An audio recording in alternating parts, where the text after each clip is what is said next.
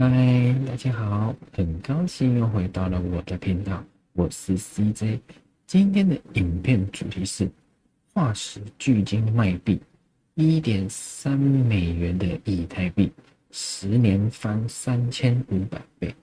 大家一定要把影片看到最后，才不会错过精彩的内容。我们就快速的进入到今天的第一则新闻，也就是狂暴牛市即将降临。就在昨晚五星重磅数据的 CPI 公布，虽然与上个月的公布值持平，但是最终结果是小于预估值的2.7%，而且就连核心 CPI 也高于了上个月的2.9%，公布值为3.1%，整个带动了加密市场盘面喷得不要的。但是最重要的是要赶快降息。直接来看到美联储预测的降息数据，在9月份降息的数据，昨天降息的机会是有93.9%，而到了今天呢，已经高达了有100%。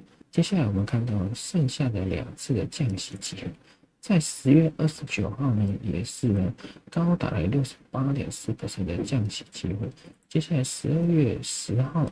也高达了有58.5%的一个降息机会，也就是说，接下来的3次都将会是降息的，这也就将会带给了加密货币的市场呢，开启了狂暴的牛市。再来，我们看到下一则新闻，也就是已实现利润。就现在比特币狂涨了那么多天，应该是有一波回调，该开始做空了吧？这应该是大家的想法，没有错，空起来，但是大家都错了，因为你们是脑袋空空啊！我就以一张数据图告诉你们为什么不要做空。大家看到这张图，也就是比特币已实现的利润图。我们看到红色的话就是短时间的一个持有者，在蓝色部分呢是长时间的一个持有者。而大家看到，在7月初的时候，短时间跟长时间的一个持有者呢，是同时呢都在获利卖出，并且到了7月中呢，只剩下短期持有者呢在卖出手中的比特币，而最后呢，也就是到了现在呢，已经是来到了历史的高点，12.3万美元。依然呢，短期跟长期的持有者呢是未卖出任何手中的比特币，也就是说，大家都看好未来的比特币的走势，而这一波走势呢，也就预示着呢将会有一波的暴涨，所以才说各位不要急着买，你们会错过这一波很疯狂的涨势。好，我们就来看到下一则新闻。排入前25强的位置，在前几天，以太币的总市值短时间站上了25名的一个位置，但是就在今天，又再一次站回了25名的位置，而也超越了 Mastercard 跟 Netflix。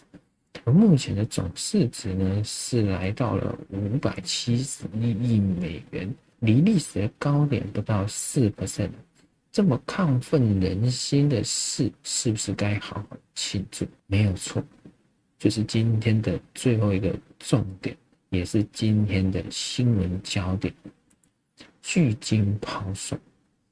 以太币最近真的是非常的火热，昨天以太币 ETF 流入量又再次创出了历史新高，单日净流入了10亿美元的一个资金量。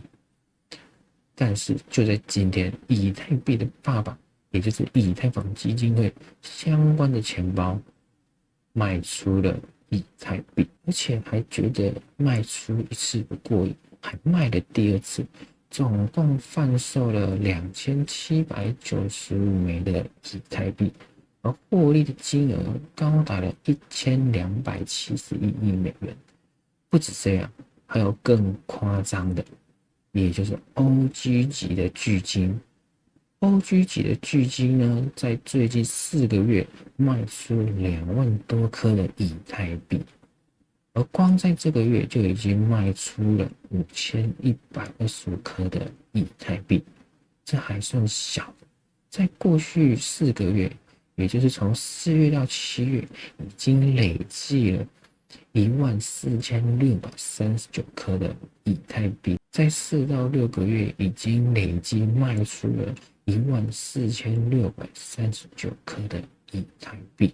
这些都是他在2015年以每一颗$1.33的价格购买。重点是现在这位 OG 级的巨金手里还握着23941颗的以太币。这个数量如果一次性的在交易所进行抛售，大家觉得以太币还能撑在$4000以上吗？还是会跌到更深的位置？欢迎在评论区跟我留言分享你们的看法。好，今天影片就到这边。大家如果喜欢影片，一定要订阅、按赞、分享，并且一定要开启小铃铛，才不会错过我每天的重要资讯。那我们明天见，拜。